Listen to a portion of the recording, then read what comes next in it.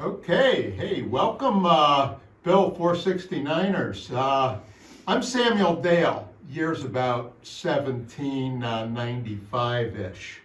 And I'm sitting here in my own little private quarry with my friends.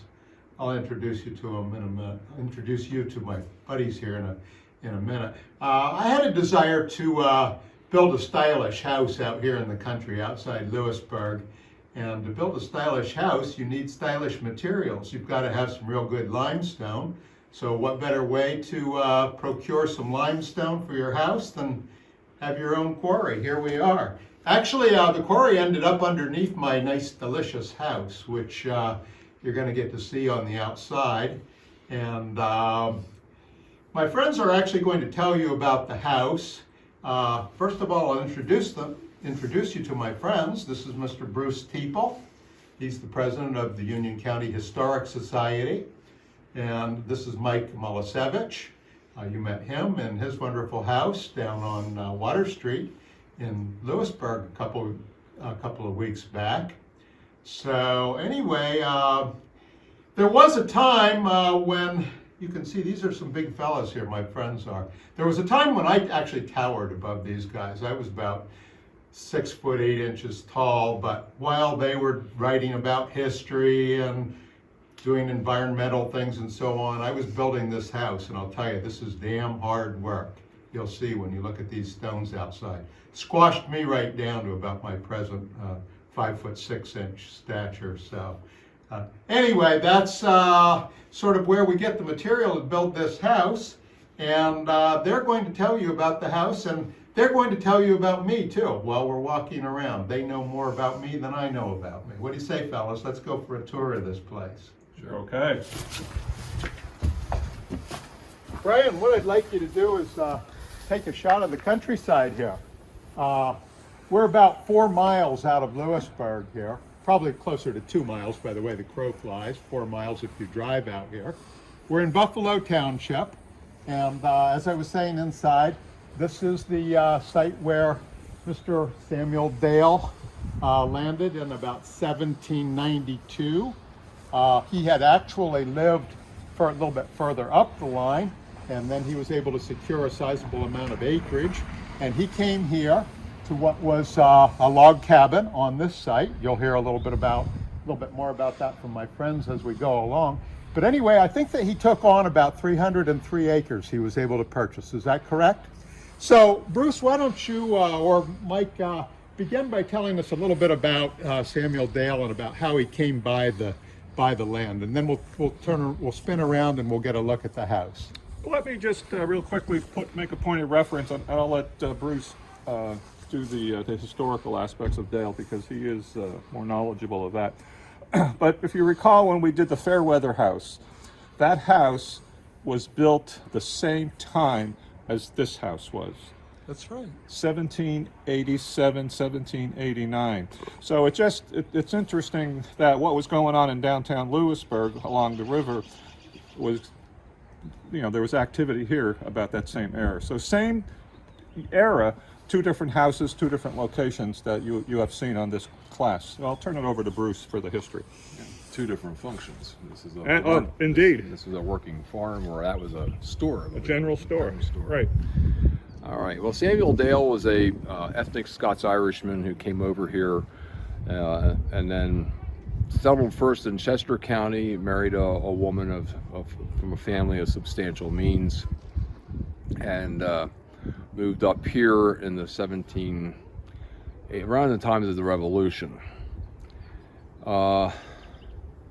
He bought this property in around 1789. He had settled initially around New Columbia, several miles upriver, and then eventually bought this place. Now we have 137 acres to this property. It was owned first by the Dale family from 1789 till 1929, then the Engel family from 1929 to 1957, and then the Walkers owned it from 1957 until 2001, at which time they then bequeathed it to the Historical Society in 2001. So we've been here about 20 years. one of the things we try to emphasize in the new scholarship and philosophy right now with historic interpretation is that you balance history and you balance use with preservation instead of trying to adhere to a strict regimen of whatever somebody thinks is supposed to be preserved materials. So we're balancing the use, as you'll see when we go through the house. Do you want to talk about the limestone yet, or are we going to wait on that? Yeah, why don't you, if I might chime in with the limestone. Hopefully you enjoyed the little shot of what I called my personal quarry. Actually, that would have been Samuel Dale's personal quarry. But this house is built atop a ridge or a big outcropping of limestone. So there are a number of buildings, some of which you've already seen on our tour in Lewisburg, and Mike had made reference to limestone that was used in the Fairweather house as well. We think that there are probably about 8 of these houses that are very similar to this one, a 5-bay design, as you'll see when we go around the front, that are made of this limestone. I think most of us here have hiked this ridge. We recognize that there's a lot of this limestone. The formations are what geologists call outcroppings or ledge, and these stones obviously are not just picked up off the fields. These are chipped out of the ground. And in this specific instance, once again, you just came out of the basement, and the house is actually built atop a portion of this ledge or this outcropping where stones for the house very likely would have been taken out. We'll actually show you another part of the basement where that phenomenon is a little bit more pronounced. When you walk all the way to the westerlymost end of this ridge, there's a natural geologic face. It's about 100 feet high, and there were probably stones that were cut off of that as well. So talk a little bit more about these limestones. Maybe that gave sort of an overview, Bruce. Well, the other thing is with this property, first of all, is that the Historical Society owns the property, and then the Merle-Lynn Land and Waterways Conservancy. Land Conservancy. That the Lynn Conservancy maintains the hiking trail. There's a 2-mile hiking trail around the perimeter of the property. And a conservation easement on the property. Which governs everything. So the Union County Historical Society owns the property on which the Lynn Conservancy, as a nature conservancy, has an easement to maintain Dale's Ridge and also oversees the growth and management of the forests and the other vegetation to maintain its natural integrity, keeping invasive species out and managing the trail to its most natural way possible. And also, in regard to the Historical Society, it's a nonprofit agency organization that is supported by grants, foundation money, public funds from the Union County Commissioners, and grants, and also membership dues. So we strongly support your efforts to support our work in keeping this going through membership, monetary gifts, and donations, so that we can continue to do this work. And we also have an active board of directors that we're always welcome to have people join us with that in their areas of expertise. So please keep us in mind, and I'll turn it back to Bruce. Dale came here, as I said, in the late 1700s, and they started building this place. He was a state senator representing Northumberland County and several other counties in early Pennsylvania. Northumberland County in the late 1700s is now 22 counties today across northern and central Pennsylvania. So it's a sizable region that he's representing. He was also one of the highest paid legislators in the legislature, mainly because of the size of the area that he's representing, and he's got to do all this traveling. When we go inside later, you'll see some of the rooms that were used downstairs, especially the parlor where he would greet his constituents. Did you want to go around here first? Yeah, let's go around, Bruce. Yeah. All right, this is the actual formal front entrance to the house.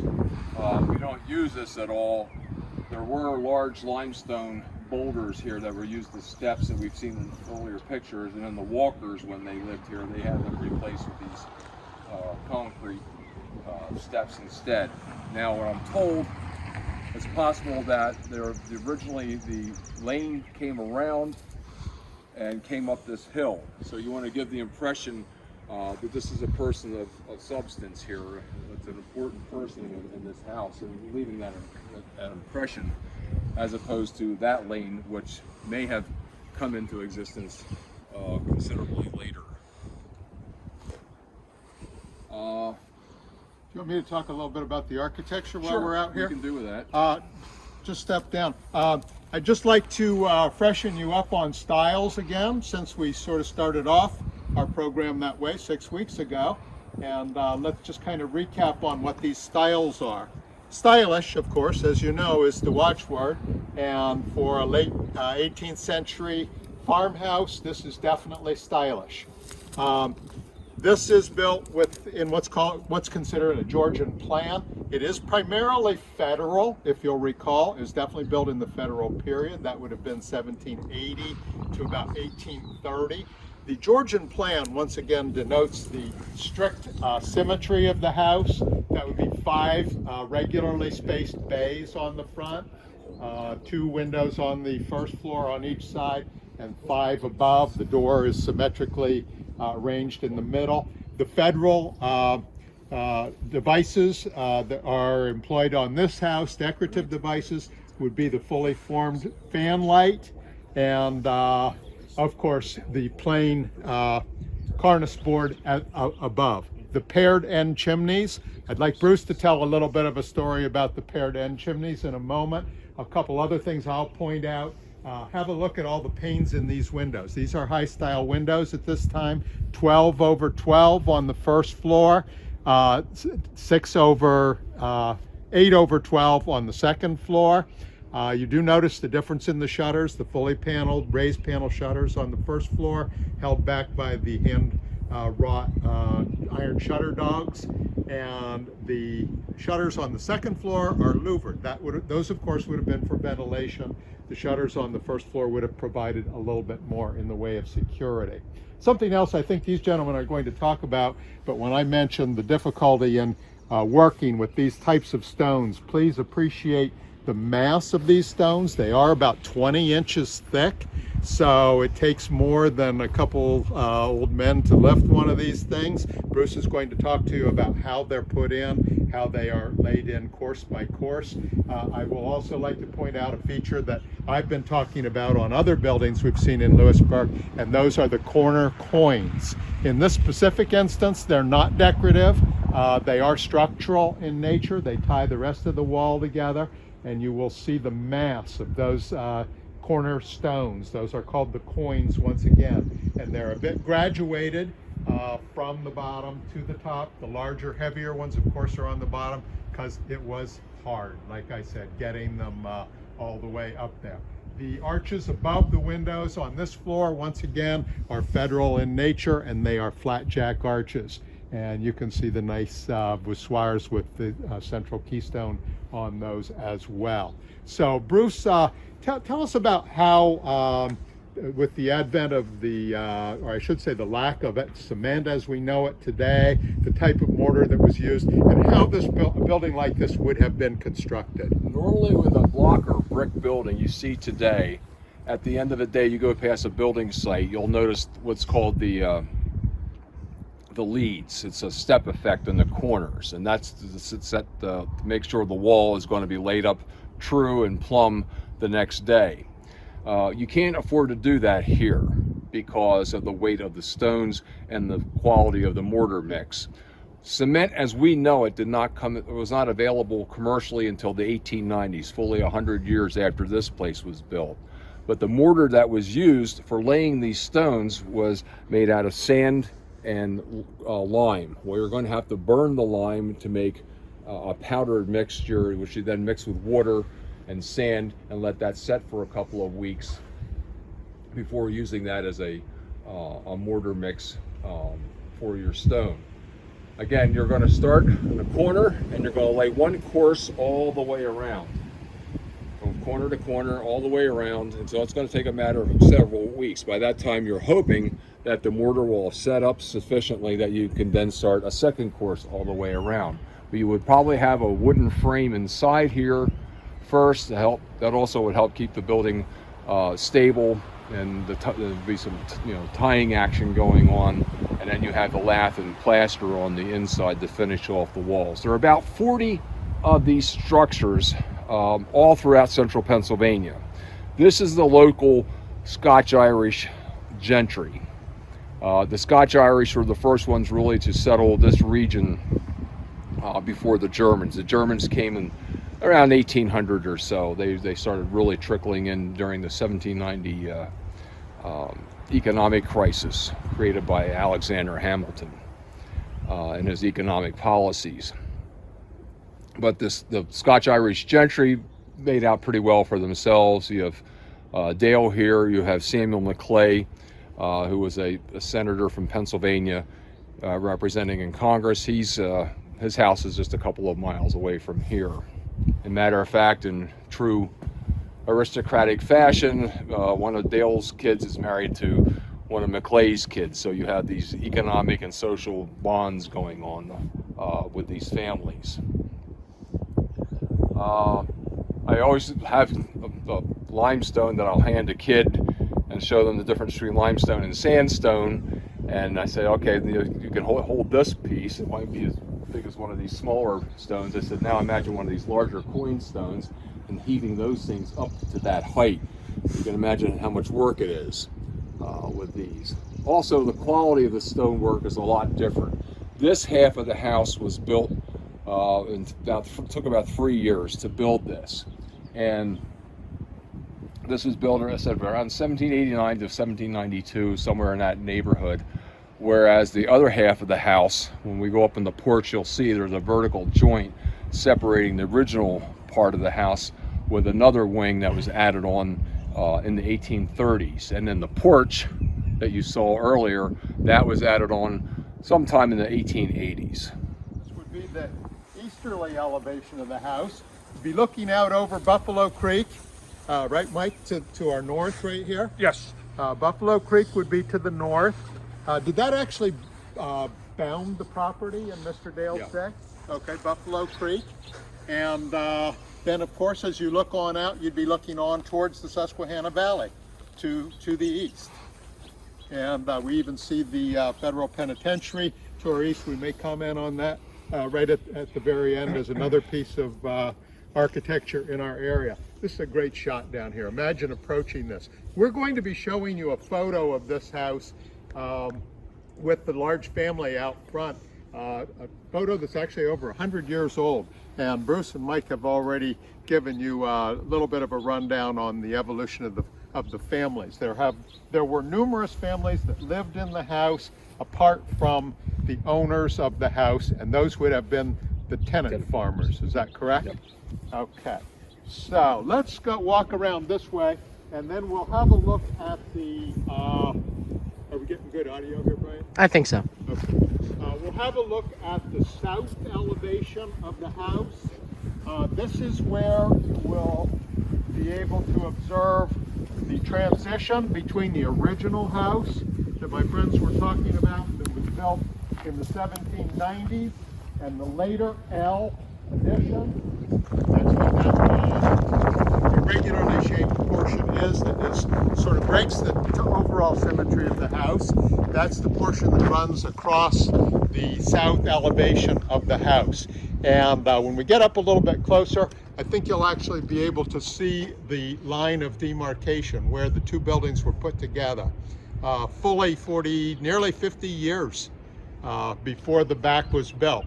And as Bruce was saying, it's the same material. You will observe a few differences in the quality of the masonry.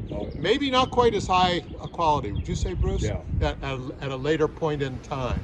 What about let's see, tell us a story about the chimneys and the porches. All right.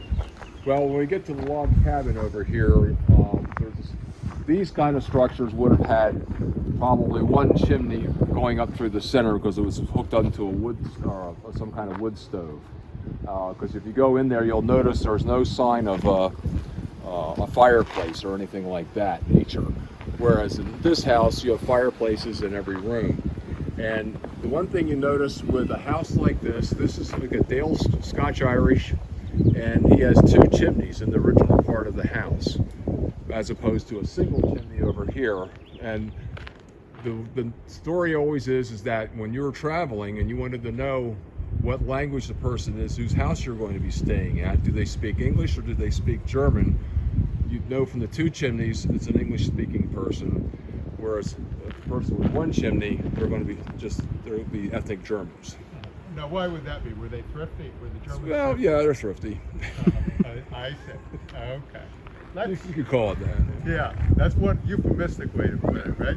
Let's walk back up, get a little bit closer, look at the south elevation, and then let's go around the back, and you guys can explain how the L transitions into the rest of the house from the rear. Let's walk up this way. We would have had a cabin similar to this. This is around the same time period, but the cabin like this would have been around in the back in the L.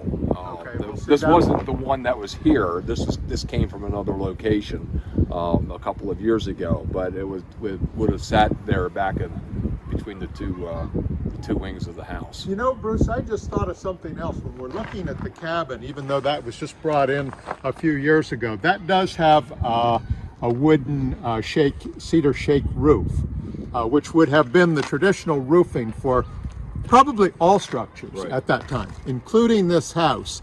I don't think that Brian got the roof in right now. It is a standing seam galvanized roof currently. It was originally slate. That's right. There was slate, and it probably even before that, at the time the house was built, it would have been a shake roof like the cabin. Let's go up this way, and are you gonna? Yeah, let's hike up this way, fellas. So these walls, there were more of these, correct, Bruce? Yeah. Which I think we'll see in a photo. Yep, it stretches all the way over here to the right. Right, and we do have a nice photo. We're going to put that on hold for a little bit, and we'll show you what the house looked like something over 100 years ago. And once again, that was about the point in time when the house was already 100 years old. So here, you're getting an idea of what the south elevation, one entrance goes into the upstairs kitchen, one goes to the dining room. You'll understand all that a little bit later. The porch structure itself is probably not as it was originally, correct, Bruce? The decoration, the ornamentation on both ends are. Okay, so the porch has been Victorianized, probably changed around a little bit over time. And you're also looking at one entryway, which is sort of on the same grade at which we are right now, and that would be going into the kitchen, where will be the original kitchen, I should say. The well. Yes, the well. Right, the well is located right over here. That is correct. Thank you. I forgot about the well. And I think it has been pointed out to us at one point in time that there was possibly a rainwater cistern that would have been inside of one of these stone abutments beneath the porch. We can't seem to find remnants of that right at the moment, but we have no reason to disbelieve that as well. Let's walk on around to the west side of the house, and you can show us how the two buildings come together and where the original cabin may have been. I think when we started the story, we talked about the log cabin that was here when Mr. Dale arrived. It had been built by James Land, is that correct? Okay, and he's the person from whom Mr. Dale had acquired this land. Fleming. Fleming. Yeah. James Fleming. Fleming, not Lynn. Yes, I'm sorry. James Fleming. He had built a cabin that was probably here for at least 15 years before Samuel Dale got here. We don't know that for certain. Okay, now we're on the west elevation of the house, and this would be the rear of what we call the L. Once we get inside there, you'll see what the uses are. That would have been the kitchen at a later point in time. This L, I think Bruce mentioned earlier on that it was probably built in the 1840s. So it came along 40 some or nearly 50 years after the original house. Okay, Bruce, how about where the two buildings come together? Let's see. Is this where the cabin was, by the way? The cabin, if they had it, probably would have been in this general area. One story that's come down to us is that the corner of the roof came there, and they had that indentation there you see underneath the windowsill. That was set that way. The stones were set that way to accommodate the corner of the roof. Again, that's local history, and a lot of times with local history, it depends on who has the largest manure fork. But anyway, there was a woman named Dinah who was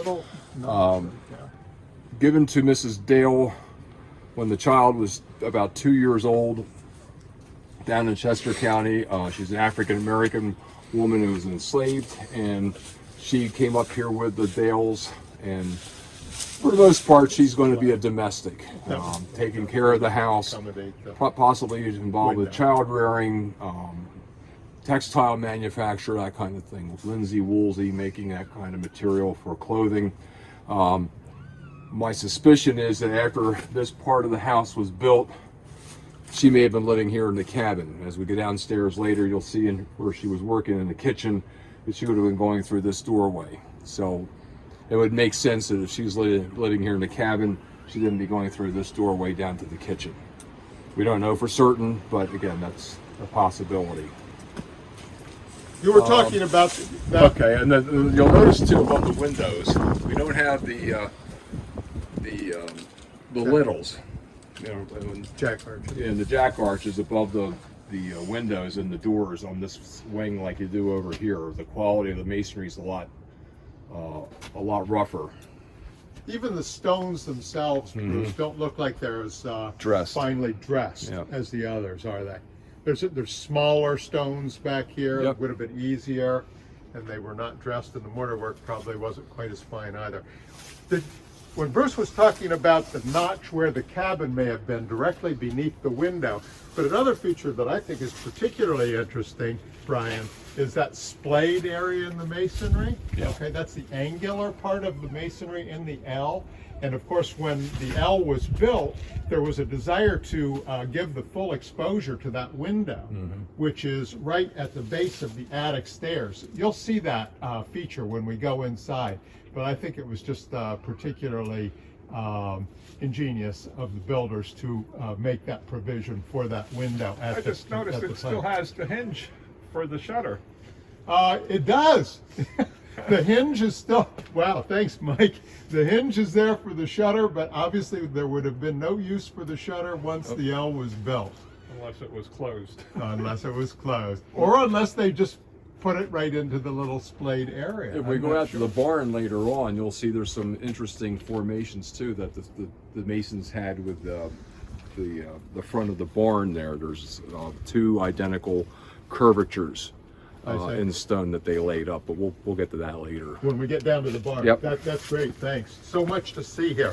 We're not going to go around to the north exposure of the building because it's so tight, and we really can't, there's really nothing there to see anyway. The construction is pretty much the same. There was another door here. Did you point that out already, Bruce? Yeah, that would have gone into the kitchen. Yeah, that would have been a back entry into the kitchen. Right. The Walkers probably were the ones that sealed it up. Okay. back And the in Walkers 50s. came in 1957, correct? And they are responsible for a lot of the things that we're going to see inside.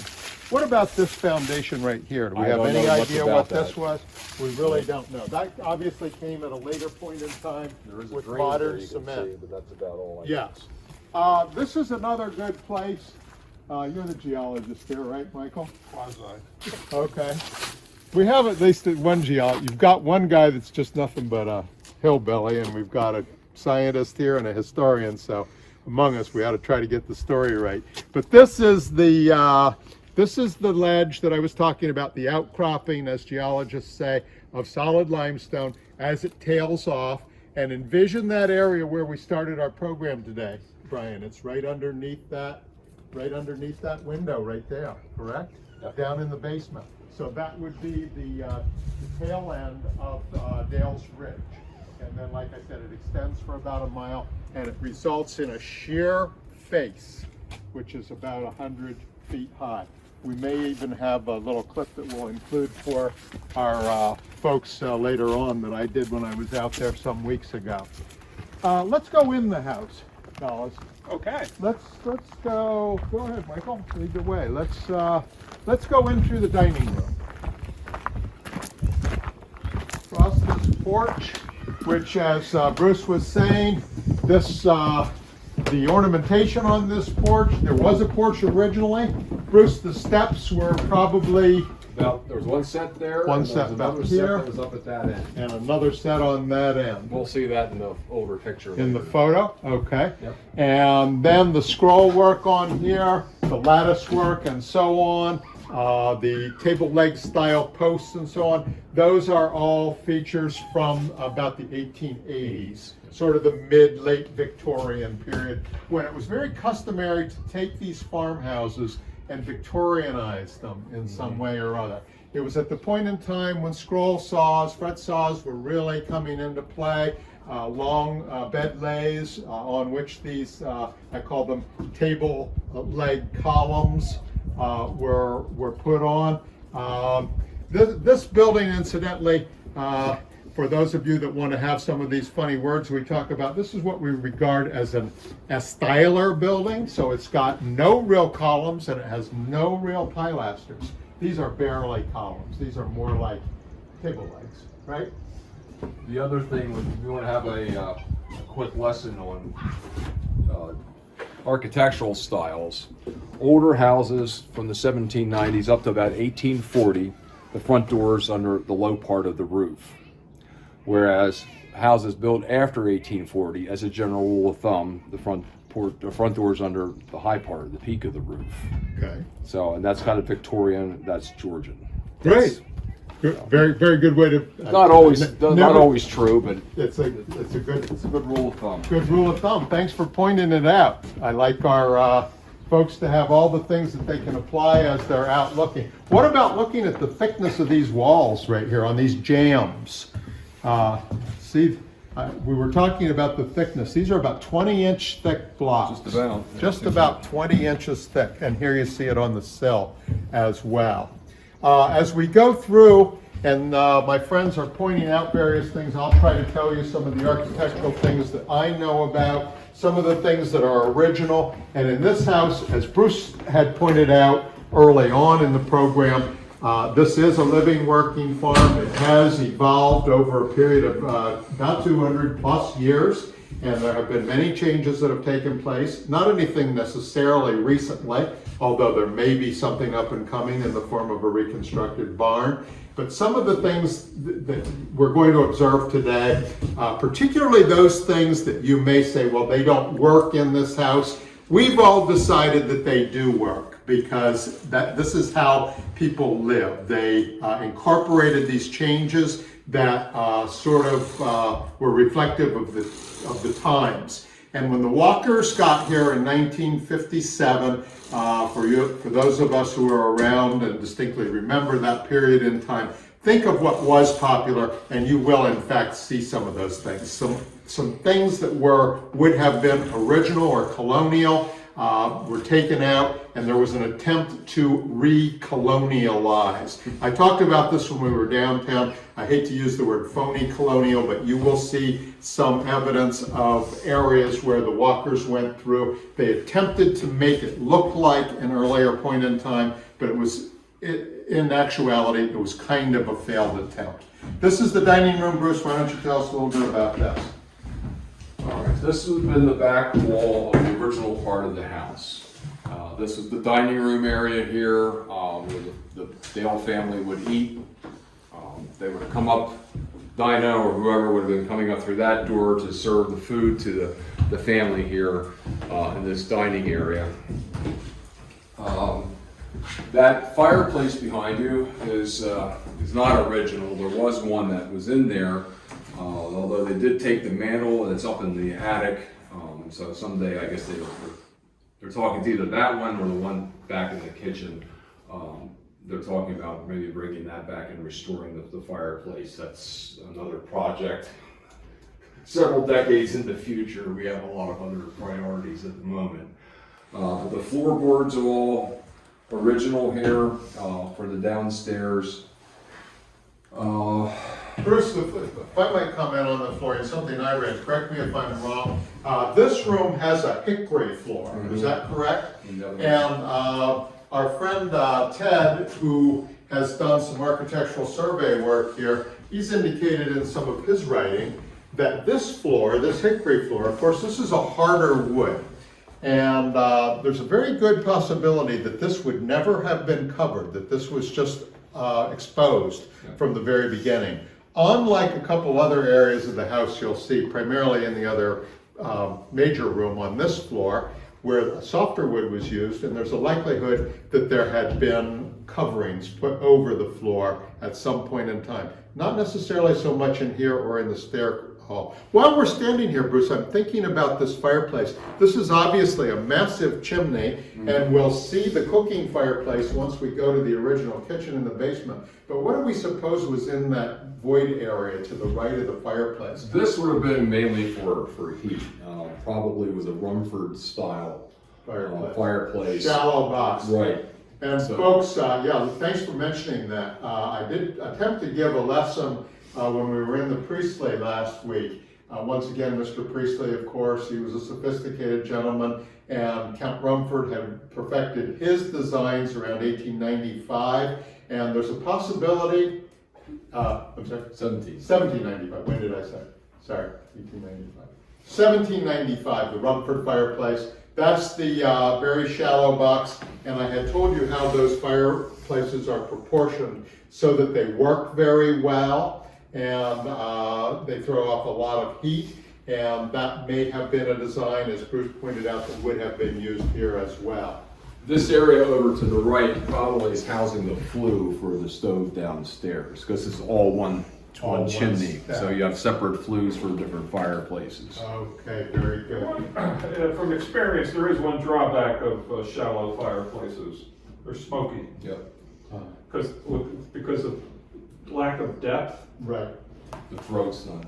there's not as much draw, and that is correct. so anyway. Yes, thank you, that's a good observation, absolutely. This, Thank you. as you can see too, this is our display area, so it's no longer a dining room. And we are always in some kind of transition as new things come into the collection. Our archives committee is always busy accessioning these things into the Bruce, what was, tell us about that recent gift to our archives. It was just an incredible Well, find, last week wasn't it? this room was filled with newspapers. We had, I think it was over 150 years of back issues of the Mifflinburg Telegraph that were just all over the place. And we still have some here yet. Complete collection. That was, we were hustling to get things a little more presentable. A view of the window from the other side, you can Yeah. see the style, and also a real nice view that the And the wave in the glass, that occurs because you have, the glass is made of, has lead in it. Now, if you want to reverse the process, what happens is the weight starts moving down. All you have to do is take the paint out and turn it upside down, then it'll start going back the other direction. okay. Not that anybody does that, but that's, Right. you know. So some of those are probably newer panes of glass. This would have been the entrance that you saw earlier. This is the main entrance coming into the house. We think that the glass in the spiderweb fan light is probably original. Oh, that's isn't all it? original. That's yeah. all original. All the trim you see around here is original. Speaking of the trim, Brian, we didn't really hone in on it. We'll take a shot when I get out of your way and stop talking for a second. There is a difference in the trim between the two rooms. You can look at the chair rail and see the little bead on the bottom, and you can see the degree of craftsmanship on that. These moldings are all handmade in here. We'll be showing you some moldings from the period of the addition that are probably machine made. What about those hooks, Bruce? I have no idea. That might be a later under reproduction. But that would have been Sure. something typical of this. This is also the hickory floor in this stair hall, isn't it? Yes. Yeah. And we'll talk a little bit about the stairway once we come through the parlor. Brian, when we come in here, while we're on the subject of the trims, just have a look at the trims in here. I'm referring primarily to the window trims. and to the chair rail, and they are slightly higher style than the dining room. Although this floor is red pine, which is a softer wood, and as I was indicating when we were in the dining room, this is a floor that may have had a covering on it. This is what I have read, and from my previous experience, these floors oftentimes did, whereas the hardwood, the hickory, did not. Bruce, what about the rest of this woodwork? This the is the parlor. This is the room where Dale would have greeted all his constituents coming in for whatever grievances they wanted to present. But the fireplace, at least the mantel part, is all original here. This is all original, and Dale kept a sizable library. We have been gradually building up that library. Now, these are not the actual volumes that Dale had. There was only one that we know of. It's in a college library out in the Midwest. But all the rest of these are contemporaneous editions of the books that were listed in Dale's estate. So we know what books he had. In those days, a book was expensive to begin with. If anybody had a book in their home, it was either a Bible or an almanac or both. Other than that, you're not going to have works on geology or philosophy or anything like that, or politics. So it's again an indication of how sizable his wealth was, not just with a house like this, but also with a library collection.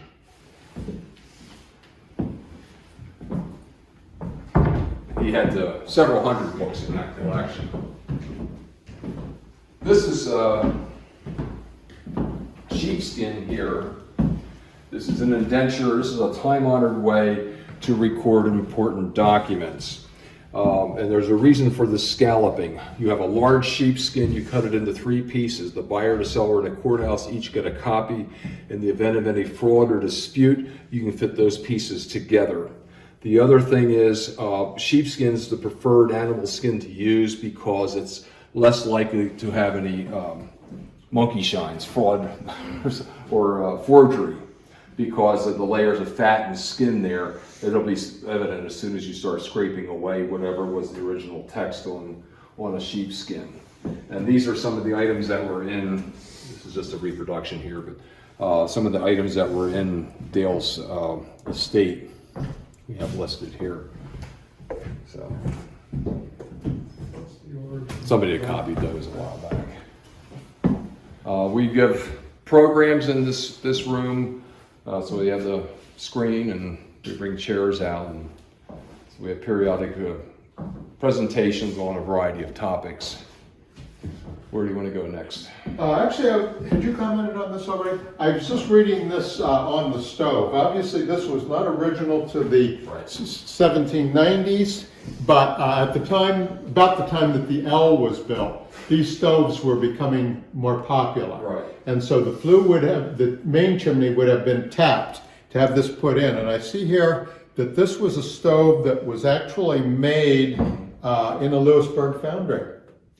And would have not been atypical to have a stove, probably in some of the other rooms as well, when they started to become popularized, do you think, for heat, Bruce? Yeah. Before central heating. This house did not have central heating until after the Walkers got here in 1957. Nor did it have electricity or plumbing. It probably had the basic, lights. That would have been about it. The electricity didn't really come into the area until around World War II.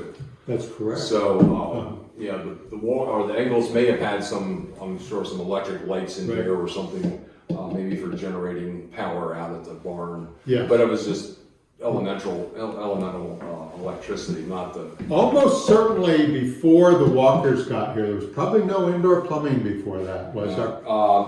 Probably, I don't know for sure. Yeah. The other thing is too, Walker was a professor of electrical engineering, so he had put a lot of the wiring in the house that we have today. Yes. And the baseboards, when we were talking about the trim, a lot of those baseboards were interrupted when the baseboard heating was put in as well. So we'll talk a little bit about the stair hall, and then we're going to go up there. We did touch on the floor. You've got a nice shot, Brian, of the transition here. The hickory flooring from the dining room and the stair hall, the red pine, and they run to the perpendicular of one another. Here, this is just a great stairway. You folks already know how much I enjoy stairways. This is what's called an open newel stairway again, and it's evidenced by this piece of construction right here. It's not a symmetrical stairway, it's an open newel stairway. It's also an open string stairway where the treads actually stick beyond the horses and beyond the spandrel area of the stair. And have a look at this banister. Do we think this is all original, Bruce? Probably. Probably. Yeah, could very well be. Just a magnificent stair. I'm looking at the easement here, and it's got a great ramp on it upstairs, which you'll see as we go on through. This staircase, unlike the stair in the Priestley house, there were no boo-boos made on this. It was not brought in on a boat from Philadelphia. It did not end up one step too short. This staircase was built right on the site. And Brian, if you spin around, you've got to remember that the visual and the spatial symmetry are very much central to the aesthetic of a Georgian hall. And this is. It's certainly not the Grand Georgian Hall that we saw last week at the Priestley, but here you can see the door going out back. Bruce commented on that. That may have been the door through which the servant came to go downstairs, but the trim is fully formed around the door. It's not cut short, and the landing is at the proper height. When you go up the stairs, this stair lands in two different directions. Immediately on the left, that entrance the first step up has been closed off. Walkers were responsible for that. You'll see why when we get up there. And then it goes on up a few more steps to the main floor of the main elevation of the second floor. Try those stairs out. Let's go ahead, gentlemen. Let's go on up. You guys go first. Another interesting feature, this just hit me, was Dale was 6'8". Yeah. I'm 6'5", so he would have had to go through these doorways. So these might be a little higher than a lot of doorways, from that same time period. Really? He didn't go through that doorway back there. No, that would have been valuable going in that. Yeah. Without that. Okay, thanks, Frank. Yeah, if you had a larger rail here, that would probably been out of proportion with the size of the stairway. Yes, it would. I think that my friends on the other end know how fond I am of staircases, and this one just works superbly well. It's got the perfectly proportioned rise and tread, and this railing, Brian, this is just one heck of a railing right here. You can see how nicely formed the ramps are on both of these aspects of this stair. Okay, so we've got two rooms up here, Bruce, and when the house was built, they were probably just about exactly the same size.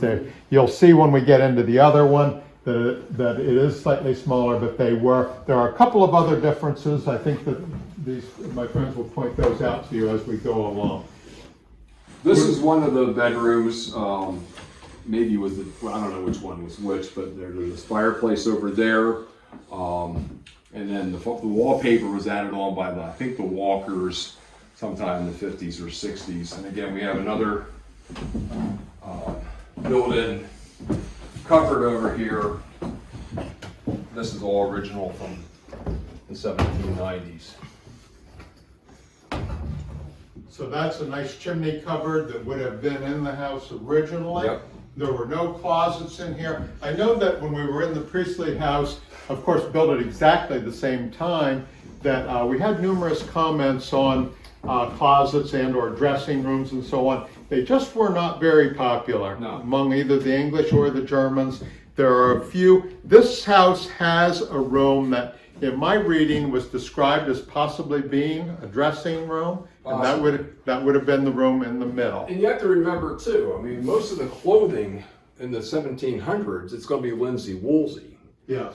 Rather than cotton doesn't come on the scene until after the invention of the cotton gin, and then you start seeing this mass production of cotton into textiles. And that's why everybody went crazy with cotton clothing, so you wouldn't have to have that manufacturing going on the site anymore with your sheep and your raising flax to make linen. So the people weren't wearing as much clothes, or didn't have as many clothes as we would have today. So it's, and again, this is all work area up here. This is generally isn't open to the public. So This is a framed letter from Merrill Lynn, who was an attorney in Lewisburg, and after whom the Lynn Conservancy is named and dedicated. And it's a cover letter to the Walkers. here's Lynn here. And what it says is, Dear Charlie and Rosemary, enclosed herewith, please find the certificate of title, a statement of settlement, and my bill in your purchase of the property from the Engels. Very truly yours, Merrill Lynn. Great stuff. That's good.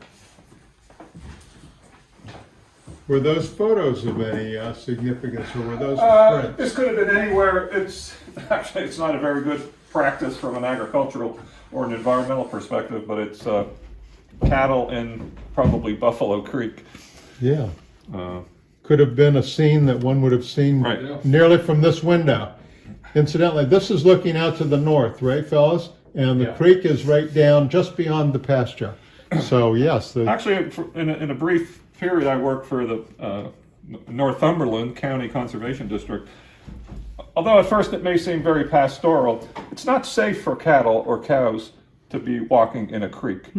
It's very dangerous, and because of the possible breakage of legs. yes, of course. And so, Okay, Do great. we want to say anything about that fireplace before we move? Or? Yeah, I'll comment on it. I just went over, I had a look while Mike was describing some of the artifacts.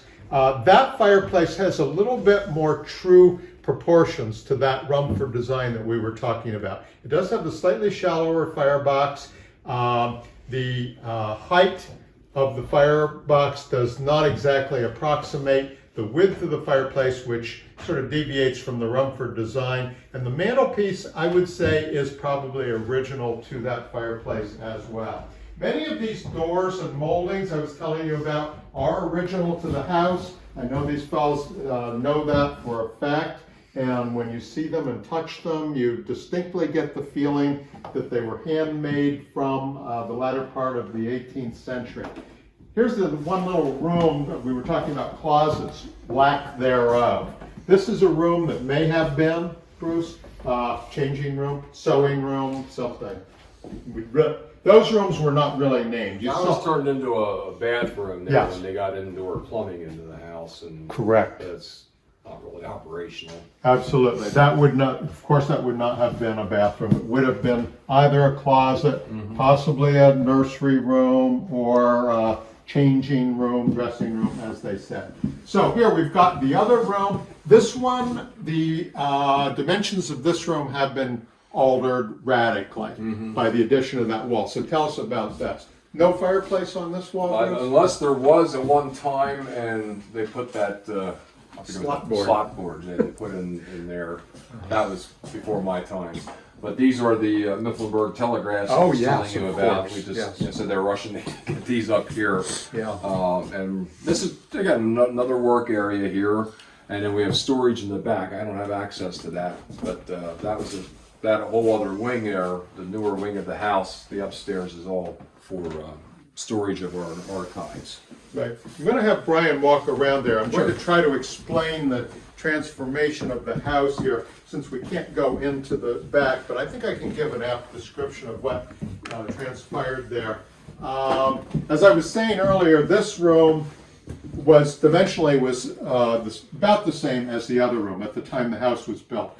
So the walls behind us, I should say the wall to which I am pointing right now, that would have been put in, and that resulted in a closet. And then there were some other uses that took place here, some linen closets and so on and so forth.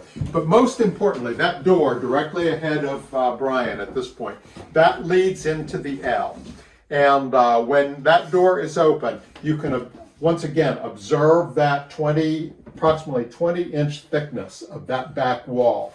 When the L was built in the 1840s, it resulted in 2 additional bedrooms correct? Yeah, the Engel girls slept back in there, the boys slept in this room, and then the parents were over in the other room.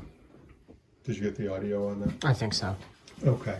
So, yes, it was quite a house full of people, Yeah. really. And I also forgot to mention, I don't know if Bruce had or not, on the other side of that door, the door which does not open, and those rooms are filled with archival materials, but when the L was constructed, there was a secondary staircase that was put in that area. And we think that that was probably removed during the time of the Walkers. And the Walkers were here from 57 to 2001. Yep. Is that correct? Yep. And it was at that point, as Bruce pointed out, when we were having the introduction, that they actually gifted this to the Union County Historic Society. Do you think we've covered this area? The floors up here, particularly in these two bedrooms, these are pine, of course, and they have been painted, and they may have been painted originally as well. The pine floors that you see that are unfinished, those have been refinished in more recent times. We'll go upstairs now, Bruce. Okay. Okay. Go on. Yep, okay, thank you. Okay, so attic, how about it, folks? We like to do attics, don't we? And this one shines, and I've got a few things to say, thank you. Okay, so this is not a living attic. It was suitable for storage. When we come into the attics, I always like to point out the steps, the beautiful wear.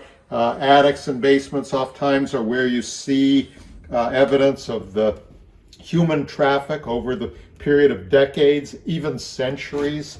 And obviously it had lots and lots of use. The boards, the vertical paneling boards, rough sawn, they've got just a most wonderful texture to them. Unlike the Priestley, they don't have that stylish little bead on them. This, once again, was not quite the high-style Georgian. This was the vernacular version of Georgian or Federal. And as we were saying in previous classes, and I think it was sort of evidenced in the early part of our presentation today, this was a house that literally grew out of the land. It was vernacular. It was built with the materials that were right here on the site, with the hands that were right here on the site. So it did not always result in the highest style of finish. Yes, thank you very much. This is some interesting plaster over here. I don't know if it would have been original, but it's very, very old horsehair plaster. Bruce says this is original plaster. Come on up, fellas. Let's have a look at this attic. This is really cool. It's got a wide set of steps up here. Brian and I were sort of musing about those the other day. Lots of nice wear on these. There's that window I was talking about. Brian, can you get a shot of that splayed wall? We'll take a look at it when we go back down the stairs. Mike and I were looking at it on the outside. It was ingeniously put into the L when it was built to give the full opening of the window itself. How about these stairs right here? This is great, isn't it? They've got a real shallow rise to them, and they're very, very wide. If one wanted to use this area for storage, it would have been absolutely perfect. It's very, very accessible. Great boards up here as well on the floor. I know they don't come through on our recordings all that well, but if you had the opportunity that we've got being here, they have a tremendous feel to them. They, of course, were all cut from the native materials. Some of them are very, very wide. Some of them are 14 to 16 inches wide. They have been taken apart over time, probably for the purposes of electrification.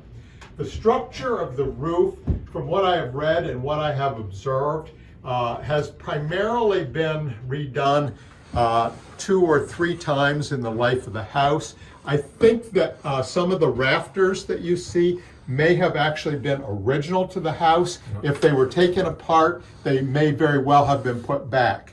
And I know that Heather wanted me to point out areas where rafters have been put together and they have been marked with Roman numerals such that they would go back together in the proper order. And we've got a nice example of that in the back attic. But there is evidence that the rafters may have been at least taken apart and then put back together. Some of them probably were here.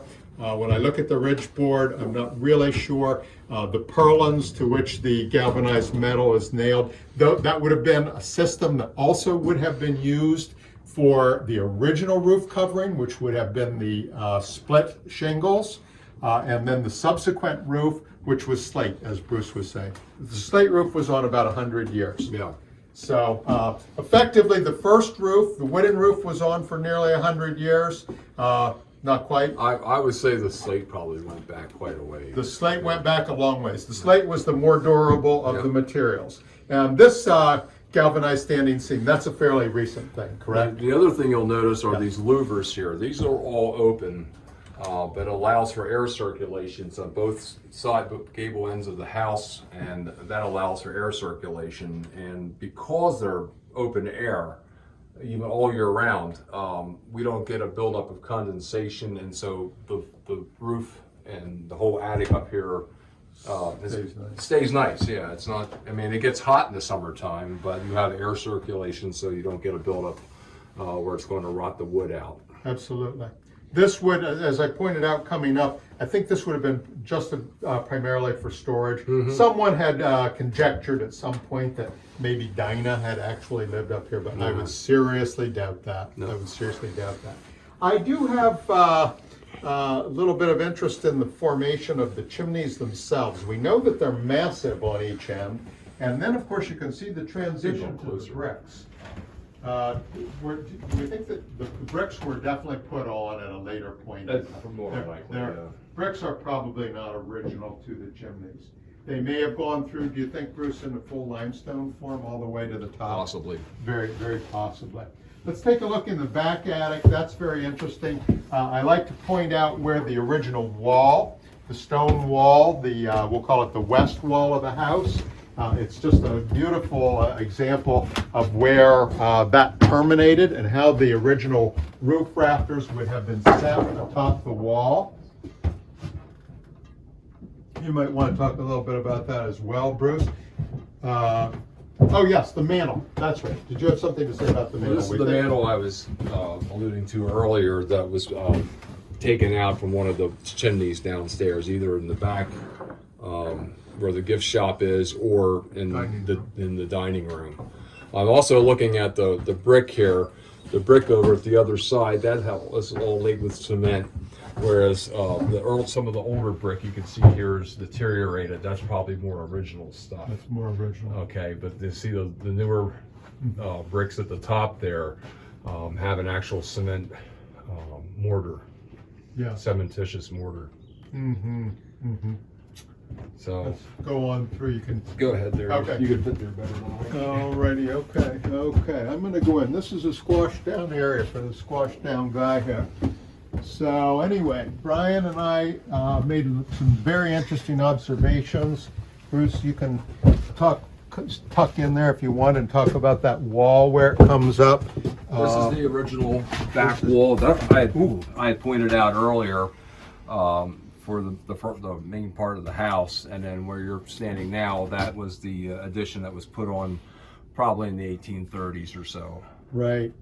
So Bruce is leaning on what would have been the original roof rafters, Right here, yeah. And at the point in time when the L was built, the roof was transected in this particular area, and the rear gable was put on 90 degrees to the perpendicular of the original combed roof.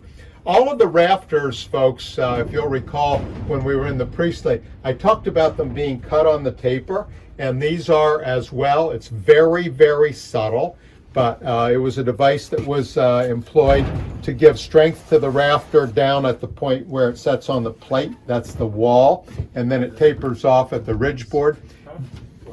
These rafters, unlike the others,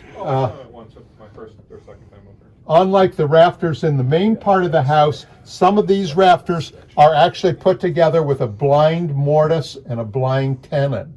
And I've got my hand on one of them right here. And I think that there is actually a treadle that is driven through there. That's what holds them together.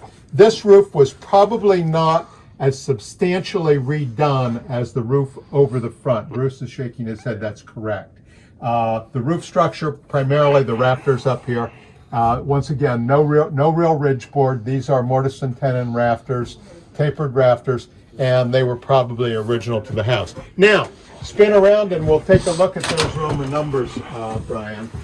I think we'll come all the way down here, and I had a nice example of where. Oh, here's one. Okay. Can you get it in your sights there? I think so. This is I'm seeing VII. Okay, and you see it on both pieces, on both rafters. Not on the same side. Yep, there it is. There's the other one. Okay. So the rafters were marked. In this specific instance, they were probably marked when they were cut, sawn on the ground, and then when they were brought and they were set into place up here in the roof structure, then the the rafters were put into their correctly corresponding places. Well, there's a Bechtel's ice cream sign. Some of y'all remember the Bechtel's ice cream store down on Route 15 in Lewisburg. And there's one of the final signs. Okay, did we get mostly everything up here? We did not see those holes cut in the floor. Remember, folks, when we were in the Priestley, I had pointed out the holes that are oftentimes seen in the attic floors, circular holes, where with the advent of stoves, both for cooking and heating, the fireplaces were supplanted by the newer stoves, and the stovepipe often ran all the way from the first floor through the second floor, sometimes into the attic, and then made a 90-degree elbow turn to enter the chimney. We don't seem to see that up here. So maybe there were no stoves other than the one that we saw in the main parlor, which was exhausted immediately into the flue itself, the fireplace flue. That would be the safer route. The safer route, absolutely. To go into the chimney. Rather than come through the floorboards. Because those were not insulated stovepipes, right? Right. Single thickness stovepipes that came through. They did provide some heat for the occupants on the upper floors, but as Mike was pointing out, there was a danger involved, particularly when the stovepipes caught on fire, as they did periodically. Do we need to turn these lights off, or do they all go off? They'll go off down. Okay. When we go back down, don't let me forget to look out that window, Mike, right beneath your feet there when we get on the second floor, and point out that neat little splayed area that you had pointed to when we were on the ground floor. Did you get a nice shot on these boards, these panel boards? I think that these were original to the house. I love these. Oh, yes. It's about 20 degrees cooler down here at least. Bruce was pointing out that attic does get nicely warmed up, and even though it's a nice cool day outside, it's about 20 degrees cooler just coming down those steps. Brian, there's a great shot of that splayed stone wall. Take that in. I can't get enough of that. That's good stuff. And Bruce really appreciates nice masonry work as well. Also, look at the here's another perfect example of the open string stair as you come down from the second level right into the newel post itself, which comes all the way down through the trim. Beautifully formed colonial staircase, all handmade. Going down? From here, we're going to do the back kitchen, actually. Oh, okay. We'll do the back kitchen. Okay, folks, we've taken in both floors in the main part of the house and a little touch into the back, but now we're going to take you into the L. This was the portion that was created in the 1840s on the first floor for the purposes of a kitchen. And as Bruce pointed out, on the second floor there were 2 bedrooms that were created. It did have its own staircase, which, as I pointed out as well, was taken out a long time ago, and we'll show you that area. Bruce, go ahead, go on through. I think you already did show that thickness of that wall right there, which was really good.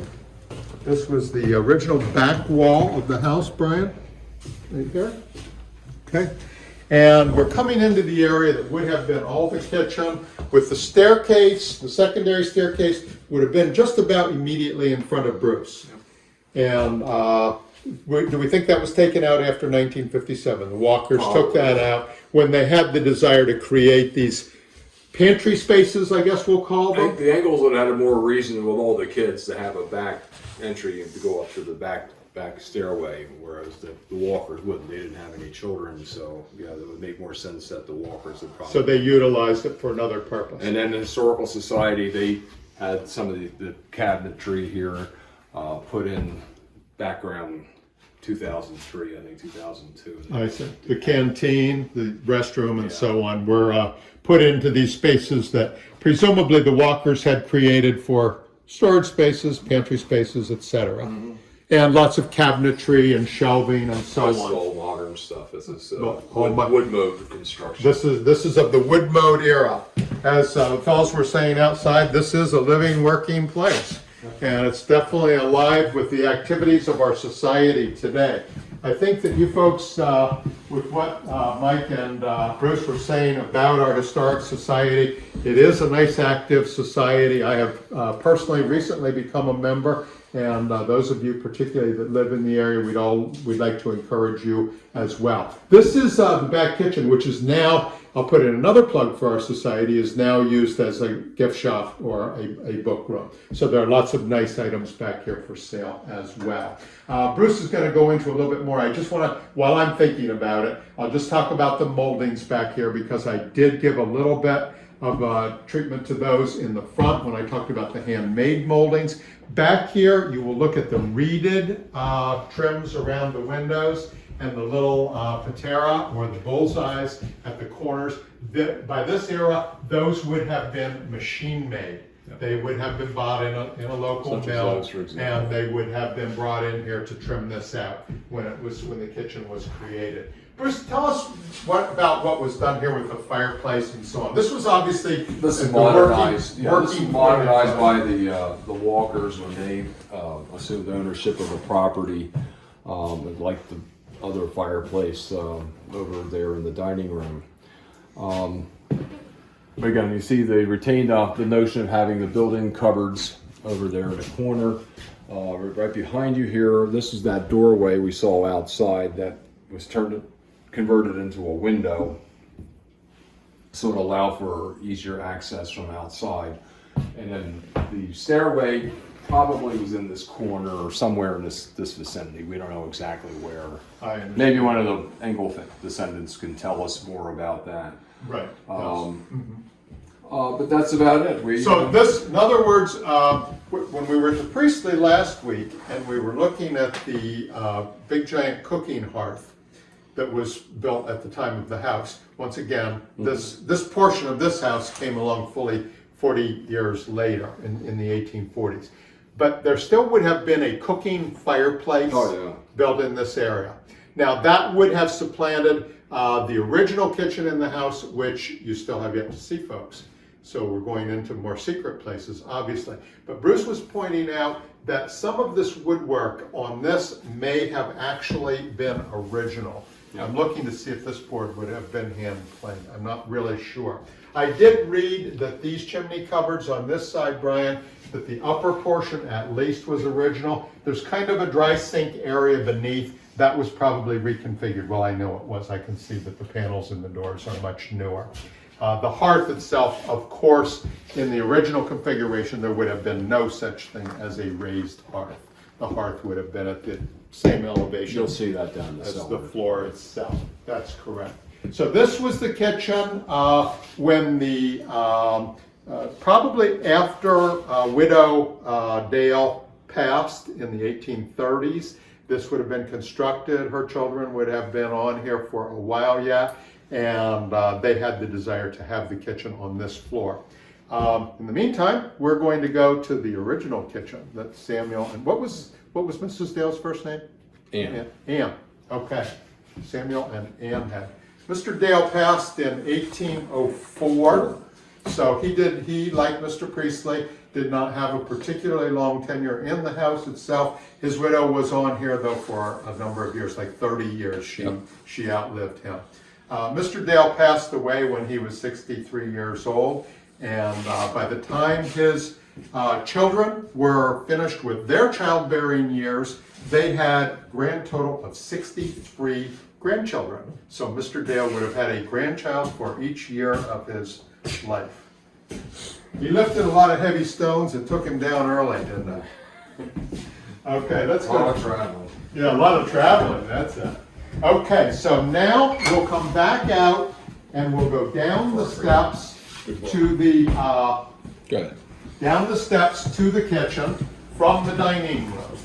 So think now, folks, in terms of the original portion of the house. You had a very thorough description from the outside when it was the 4-room house originally, this being the dining room, and the kitchen functions would have taken place. Oops. Let's go the other way. Okay, let's go around the other way. Okay, yes, this is, I was attempting to enter the basement stairway from the dining room. This particular basement stairway does have 2 points of access. One coming in from the back hall and one... You would have been able to open it if this door wasn't open. That is correct. Okay, and Brian can get a shot of that as Now, well. that's the doorway we pointed out in the back L. Yes. Which Dinah would have most likely been passing through here. So Dinah would have come from her quarters directly to the kitchen for Possibly. the domestic chores. Yep. And then if she were serving a meal in the dining room, she could have used this other door, correct? It's a good theory. We don't know for certain. We don't Spin know around, how well Brian, she's just get a look either- at where we started out in life here. This was our little personal quarry here where Bruce and Mike and I met originally. Think about those limestones being cut out of that ledge, out of that outcropping area, some of which were probably used. There's the foundation of the fireplace. Remember, once again, not quite as high style. When we were in the Priestley house, we looked at those foundations. They do have the arcuated design in the Priestley house. Here, you've got the treviated design with the lintel squared off post. That is not a basement fireplace. That's merely the foundation for the fireplaces on the north end of the house. Now, let's look at an exciting room. I'm gonna have a seat, fellas. You're up, Bruce. This was the area where Dinah would have been cooking during the time that she was living here at this property. The collection here of items range from tin to copper to cast iron. So it's reflecting the evolution of material culture in central Pennsylvania. Tinware would have been things like this reflector oven. You would have speared your animal carcass on here, and then you could spin it around, and then the heat would be reflected on the back wall. You would place that in front of the stove as such. Probably most people recognize that. It's a Campbell mold. Again, that's tin. And this, I call it an early form of George Foreman. So, if you had things like bacon, for example, that you would hang on these hooks, and then it's this, the heat with all this as it's in front of the stove, all the grease would be trapped down below. Wow. Similar as the George Foreman. George Foreman. Good stuff. This is a funky little mouse trap. And I'm not sure, I just noticed that thing the other day over here. Might be a Betty lamp. Yeah, it looks like it was a wick here. I'm not sure on that. There's a lot of things here. I mean, they're incredibly delicate for being made out of What's that out of little metal. thing right there, This, Rose? you'll see another one down in the cabin, which I like better than this one. This one's okay. This is a toaster. That's right. This is your slab of bread in there. Now the one you'll see down in the cabin, it has little flowers that somebody's added on there with just incredible amount of just funky little decoration people put on these things to make their mark. And then you have the swinging arm here for your different pots. So Dinah would have been busy. I mean, there's just no doubt about that.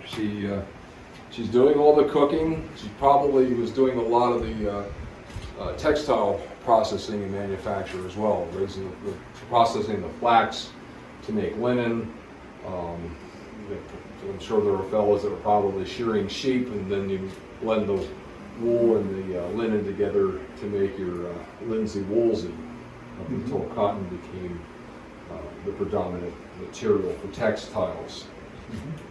So, When we were, you were talking about this crane, this Right. cooking crane in here, and that's original. That's original. As is this mantle. That's original to the house. from what I hear, this all was covered with this parging here It was. at one time, and then they took it all off here when the Historical Society, I guess they decided to expose the stonework here, which is fine with me. That tickles me pink to see the nice stonework exposed. Beautiful. And likewise on that wall, on the east wall, the parging has been taken off. This I just noticed too. A lot of times I always find something new all the time. Yes. But if I hear the hole for a stovepipe that possibly went in here, so they Yeah. probably had an auxiliary source of heat with a wood stove of some kind. Yeah. As stoves became popular and fireplaces went out, it was not uncommon for the flues to be It's capped. a more efficient source of heat than a fireplace. There's too much air that's being lost and too much heat that's being lost at the fireplace. It's not very efficient, whereas a wood stove is. Yes. And in this specific instance, there may have actually been like a cooking stove down here. Oh. No doubt. Yes, of course, right. And, yes, we had a discussion last week about bake ovens, and I've been studying those in Lewisburg and beyond. There seems to be no evidence of either an interior or an exterior bake oven in this house. No. No bake oven. We don't know of any. We don't know anything about that. So if there was, I know that at the Priestley House, there's been a lot of research, a lot of archaeology that has taken place there relative to the outdoor bake oven. Sometimes bake ovens were located remotely from a house for all the obvious reasons. It was cooler in summer. It eliminated some of the possibilities of fire. And I suppose in the case of the Dale House over the 200+ year period, there's a possibility that there could have been a bake oven. We know that there were definitely numerous other outbuildings. Right. There obviously had to have been at least one or more outhouses, probably several over the course of time. Other milk houses, wood sheds, various different types of things, and possibly another oven as well. That's another thing we try to get across to people is, with your own house, no matter when it was built, is write down everything or to keep some kind of record. Much the same as when you have photographs. How many times do you find family photographs that aren't labeled? Yeah. So you want to label all your photographs. It's the same thing with your house. Any renovations that are made, keep a good record for all of that, just for posterity, if nothing Absolutely, else. yes. The timbers, the beams down here do have a really nice charred appearance to them. I have read, Bruce or Mike can probably clarify on this a little bit, but by virtue of the fact that this was a kitchen room down here, it would have not been atypical for these beams to have this smoked or charred appearance to them. That paneling incidentally behind Mike, that was an invention of the Walkers. Those are walnut boards, I believe. They are beautiful walnut boards. And what about the bluestones on the floor? That was added on later But too. bluestones were- But yeah, when Dinah would have been cooking down here, this Dirt would have been a dirt floor. Yeah, this would have been a luxury and an extravagance certainly for the Dales. Right. You wouldn't have had this available anyway in a local market. Of course not. A dirt floor in the kitchen would have been the order of the day at that point in time. Great. I think we had a nice tour of the kitchen. There's another neat basement. Let's look at that other basement. You see more of the ledge in the back. Oh, Okay. yeah, the Yes. utility room. Yeah, Bruce calls it the utility room. I like to call it another nice basement. This is an area where there may also have been, a rainwater cistern down here. Ted Strasser, the resident architect, had indicated such, but I don't know. I don't see any evidence of it. Again. Okay. Okay, let's take another basement look here. Okay, this is the basement under the L. or at least under a portion of the L. Brian and I investigated this on another occasion. My primary reason for coming in here, folks, is once again to just look at the continuation of the ledge rock or the outcropping of limestone where it went through, and just get an appreciation of how that was chipped away, probably for use in foundation rocks or maybe even some of the main rocks. The little chimney behind you is of no real significance. The house, as we were saying before, had no central heat until after 1957 when the Walkers arrived, and they did have this brick chimney constructed. It does poke through the attic. I forgot to point it out up there, but it's of no real significance. It was not original to the house anyway. This is currently obviously the area where the furnace, hot water furnace, and the well pump, well tank, and the hot water heater are located. Okay, let's go out. I'll lock this door. You can head out there and get these guys to start talking about these outbuildings a little bit.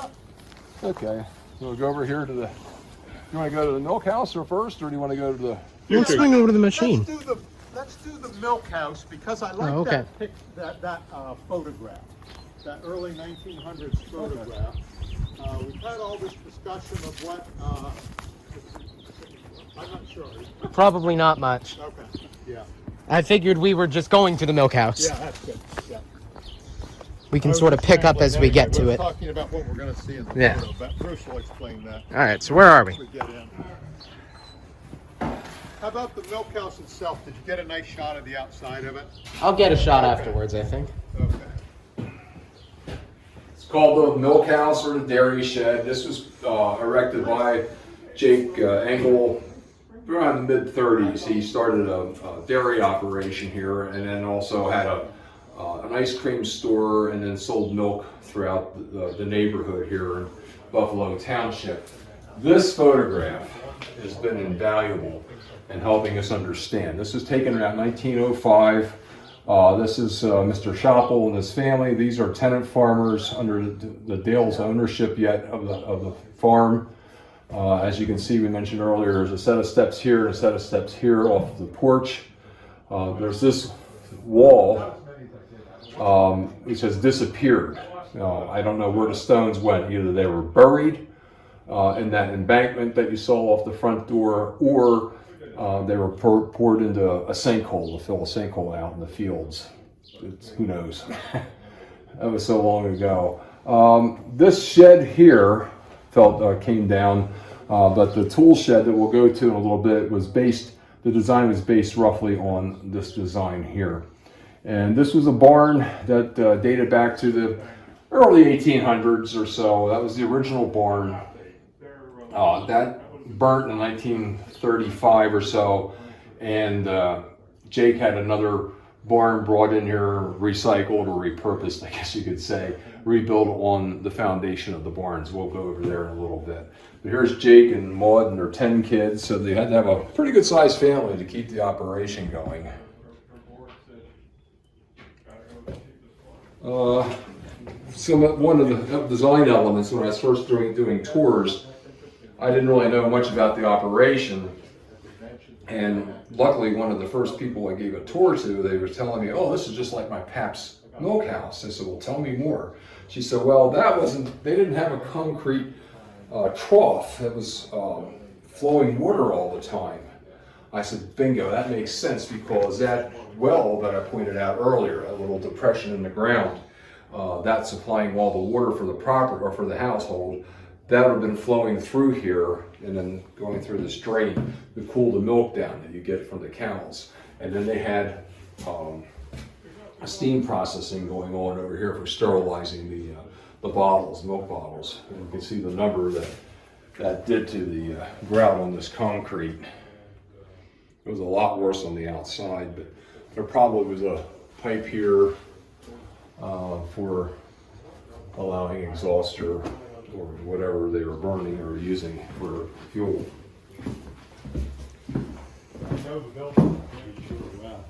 So did we get a good picture of the photograph in there? Oh yeah, itself? absolutely. Let me get a good shot of just the building itself. Yeah. Did you give a good description already of this building, how it came about and when and so on? Yeah, okay. I'm sure Bruce did a good job. Yeah, Oh, I know he did. I bet you there's one thing you didn't talk about, and that's the beautiful masonry joints that he created down on the foundation wall, though, right? something of a mess. That's the first thing you What- see coming in here what- when you look at it. What is that particular type of joint called? That's just a beaded joint. That's a beaded joint, okay. So, and that, More mulch in there at the bottom, I see. those are those put over top of the parging then, that beaded joint? Yeah. Is that it? That's Yes, fake. yes, yes. It's To make it all look like. presentable. But a lot of it was so deteriorated, it was about the only thing you could really do All right, with it. yeah, moving on. Okay, so we'll go over to the wagon shed, okay? And I think, are you getting these outbuildings, Brian? And I know we'll get a description. Bruce wants to talk about those semicircular walls on the barn that real found. quick. Yeah, let's do that while we're thinking about it. I don't know what purpose this served, but somebody did point out to me it had this unusual, almost unique feature here of this curved wall. You'll see it on this side of what had been torn down, and also on that side. At first I thought maybe it was for encasing a silo, but who knows. But this is where the barn had been, and we're hoping we get a capital campaign going, possibly raising enough money that we can build a new structure here for different events for the community to hold and rent the area out, and also have an archival envelope, so to speak, for storing a lot of our archives and collections in here. So we'll see what we can do in the near future. But it's a pretty good sized foundation, as you can see. But that's the hope. This is a corn crib. Again, it's from the block foundation. That's telling me it was built probably in the 20s or 30s, most likely by the Engels. We need to get some roof work done on that. Make sure that you get it. Did you see the curved thing? Yeah, yeah, it's beautiful. Corn crab, we talked about that. Okay. That's probably the 20s or 30s. 20s or 30s. Oh, You all wanna right, take thanks. off? Okay. Thanks, Mike. You're welcome. Yeah. Goodbye, Have a class. good one. Study hard. Yeah. I'll make sure that you get everything that we've done then. Okay, thanks. Yeah, thank you very much. One of Jake and Maud's grandchildren is a fellow named Bill. Last name? Clemens, Bill Clemens. Who had been in the Air Force for years, as a career officer, and then after he got out of the Air Force, he really got into blacksmithing. And he's the one that built these enormous hinges that you can see here. Also, well, I forgot to show you down around here. When this door's open, there's a clasp. You can see the quality of the metalwork that he had in making this stuff. But he built all the hardware for this structure.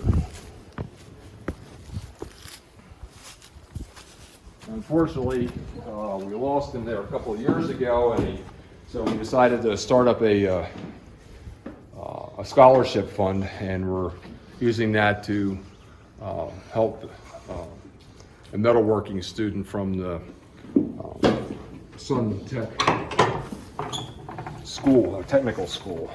So we'll see what happens with that. That's supposed to go this year. This is the tool shed here.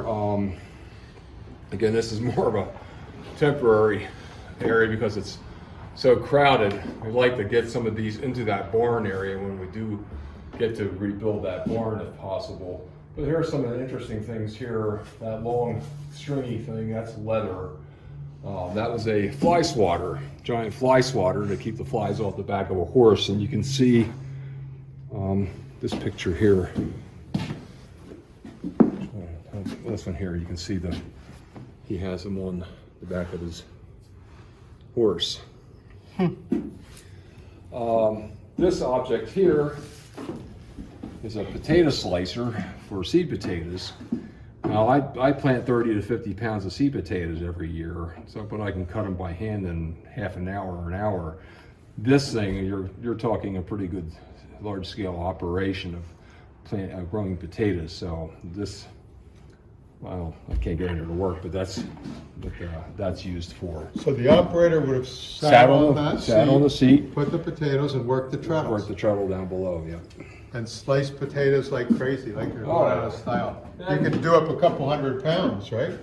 I was talking earlier about the flax. Here's some flax material here, and this is a flax comb, and the date on this is, let me say, 1769.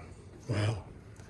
But you would pull your flax through here, and it's one of the steps in the process of making linen. So it's a flax comb. But there's just an incredible collection of tools here, and I said it really, the way it's displayed right now doesn't do it justice, but we'll get to that sometime down the road. You know, Bruce, after we were out the last time and we had thought about the harvesting of the stones themselves, or the quarrying, I should say, harvesting is the wrong word. And I had asked Mike if he actually had any stone cutting tools. I know that that's sort of your forte. Among this collection, would there have been, would the Dales have actually, or the successors, would they have had any tools for working stones, do you think? Dale, I'm trying to remember what his particular, it wasn't stonework, I forget what it was. I can't think offhand, but anyway, Was he a wheelwright or something? I think Yeah. you're right. But the thing was with that would have been a work that you would have contracted out. So these are roving bands of contractors that are going around making these limestone houses all throughout central Pennsylvania. So therefore, it wouldn't have been necessary for him to have stoneworking or masonry tools in his collection. No. Yeah. So say that again. So in other words, when these beautiful houses were built, we count about 8 of them right in the area, and you count like maybe around 50 in this region? There's at least 40 throughout central and Union County. Right, where the limestone is a prevalent geologic formation. Right. This is the Scotch-Irish gentry. You're sending out a message, I made it in life by having a house like that. You have the money in order to afford. Also the glass windows. Of course. We'll talk about that down here at the cabin. Okay, yes. We'll go around the back. Oh, okay.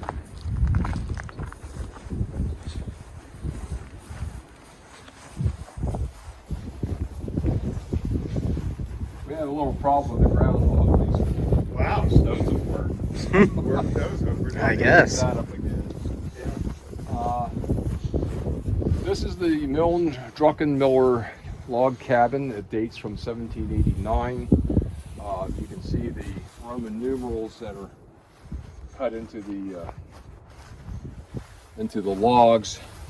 That would have helped the fellows when they're putting this together. It would take about a week to cut all the wood and shape it and fit it all together, as opposed to a limestone house, which would take 3 years, or a sandstone or fieldstone house would have taken about 6 months, because it just goes a lot quicker. You don't have to worry about cutting like you do with limestone. Right. So these were the quickies, in effect, that you put up. Mrs. Milne, Marcia Milne, donated this. This had been in her family since the very beginning. It first served as a trading post along the creek in the town of Cants, just outside of Selinsgrove in Snyder County. So because Union and Snyder counties did not separate until 1855, technically it fit within our mission in promoting Union County history. Yes. So we're able to skirt around that. So, Bruce, may I ask you a couple questions? Sure. More questions about the construction. I had talked to my folks about the styles of joinery. When we were in the Fairweather house and we saw the logs, we did not get to observe the types of joints with which the corners of these log buildings were fastened together. But there were several different types, and this is the one that I believe is called the V notch, correct? So you would have had the V cut into one board and then the corresponding V cut into the other log beneath that. In this particular instance, these logs were sufficiently deteriorated that it's tough to ascertain that type.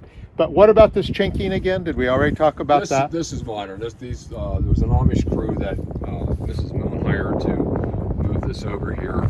She had it, first of all, it was down there in her cans. Then about 40 years ago, she moved it in her backyard in Lewisburg. And then 3 or 4 years ago, she donated to the Historical Society, paid for the entire disassembly and reassembly of the cabin. So an Amish crew came in here and put it together. And originally, how would a building like this have been chinked up? The chinking would have been basically strips of wood that you would put in between the logs, and then you pack it with mud. Pack it with mud. And that, again, that's going to be an ongoing maintenance issue until they said you get the development of cement. And you also notice that they didn't follow through with the directions of making sure that the water's shed down at the bottom of this. This is recessed. Yes. On the top half of that. So the water does not come into the Right. lower log to rot it through. Okay, very good.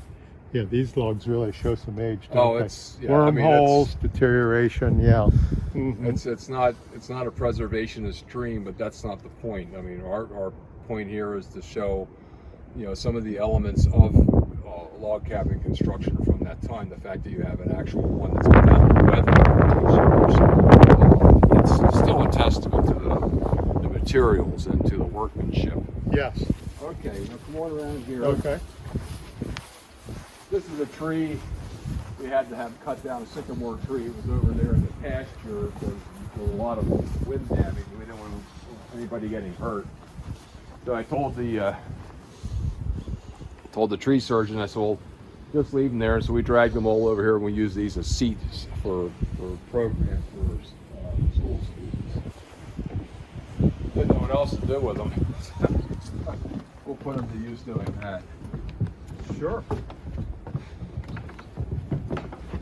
Now, we still have to go through, Mrs. Millen did donate a sizable collection of antiques that'll be in our education collection. That is that there would be things that people will actually be able to handle as opposed to more museum quality things that are in the Historical Society's basic collection that we go on display. These things students will be able to handle. When I mentioned that toaster in the basement, you can see why I like this one even better though. Yes. Because you see that kind of delicate work done with there. That's it's all wrought iron. Wow. Isn't that fantastic? I said there's a lot of value in getting kids to actually have that touch. Tactile experience. Yeah, Right. tactile experience. So that's what we want to Absolutely. try to promote here. Now, a couple interesting things. First of all, the windows here, they look a little cockeyed. The reason why the cabin initially didn't have windows. A guy like Dale could afford glass windows. And because glass was so expensive, the government said, well, we'll just tax people according to how many glass panes they have in their homes. So that's how you had a glass tax. People who had a cabin like this did not have windows until much later. So these were all cut out and then set in place years later. So that's why they're kind of haphazard, catch as catch can. Right. So that's one story with the windows. The other thing is you look around here on the interior of these logs, you don't see is any charring or any signs of fire from having a fireplace on an exterior wall. That's why we just jumped right away to the conclusion this would have been either a wooden floor or a dirt floor initially, and then they put puncheon boards or something down on the floor as flooring, but there would have been a wood stove in the center with a pipe going up through the center again. Kantz, Druckenmiller, they're all German, so they're going to have one chimney. Absolutely. So there's plenty to do here. I said we have a good working relationship with the Susquehanna River Valley Spinners and Weavers Guild. My wife and daughter are members of that, and we like to try to get some of these items in operation, and then they can do some demonstrations with those, with the yarn winders and the spinning wheels and whatnot. So there's a lot to do. The thing we want to I always try to get across in the tours, especially to the students, it's just the amount of work that went into clearing this land. You did not have open fields as you see today. It took 5 years or 1 year to clear 4 acres. So it's, you know, it's a pretty sizable task for people. So when an owner of a property had tenant farmers, oftentimes the value of those tenant Right. farmers was in the clearing of the land. Right, not in the rent you're charging, it's from that. Here, these things here I made too. Yeah. Now these did not fit, these aren't the originals that fit together, but you can see the mortise and tenon joints. Right, we Yeah. talked about those Yeah. in timber Hold that up framing. there. Sure. So you can see Yeah, so we've talked about how that these goes through, and then there's the Trenel hole goes through drill here. on one side, and you can see the marks Yep. have been made to just get these all lined up. Right. And then you would have taken a wooden plug, I think I have one around. Okay. Here, there we go. There it You're taking a is. wooden plug like, or spike like that to run through. Now these two did not fit together, these weren't. Yeah. the That's correct. But it would have gone. But this Right. is an example, Bruce, of what I have shown the members of our group in various other buildings we visited where there is timber framing. In the roof structures, like I showed you on the back of the L addition, you had this similar construction. This is blind mortise and a blind tenon. And in this case, they were put together at 90 degrees. In the case of the rafters, of course, they came together more or less at 45 degrees. And then, as Bruce pointed out, there was a hole drilled through and with a big auger, which we looked at up in the shed.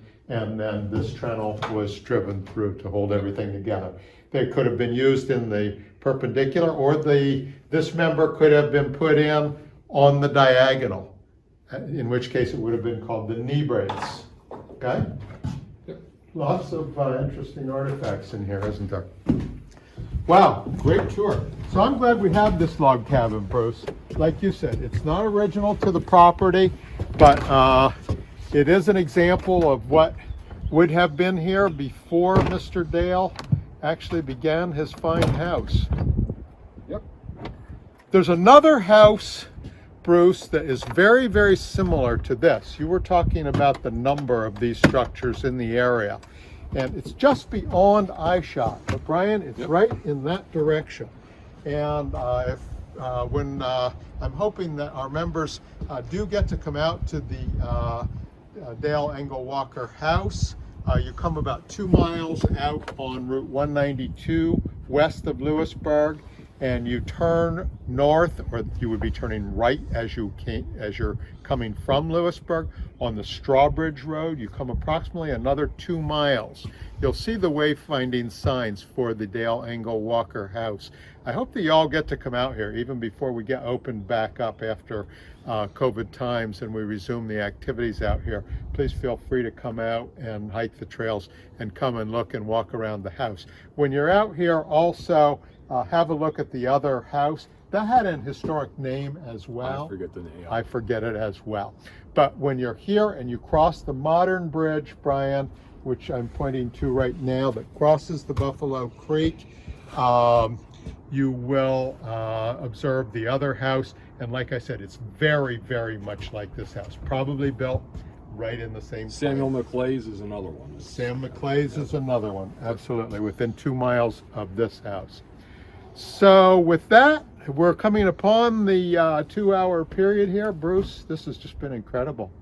I hope that I hope that our members find this useful, and I hope that maybe some other people who are interested in joining our society will find it useful as well. Get out here and enjoy just an incredible facility. It's We're your blessed. county, your history, and your historical society. We're blessed. So please, We're really, you're welcome really, to come out. we're really blessed to have it. Thank you. Well, thank you. It's just been a pleasure. Thank you, Brian. Yeah. Absolutely. I think that we're going to sign off with that, folks. And thanks All again for joining us. Thank you.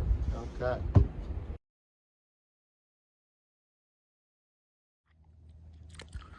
For those of you who are curious about where all the beautiful limestone comes from that the buildings we've been seeing have been constructed from, I've taken a little hike to a very secret place. May have been an ancient quarry at one point in time. Well, when I say ancient, at the time the early Scots-Irish settlers began coming into this area in the late 1700s. We're right at the very westerlymost end of Dale's Ridge, just beyond the Dale Engel Walker house.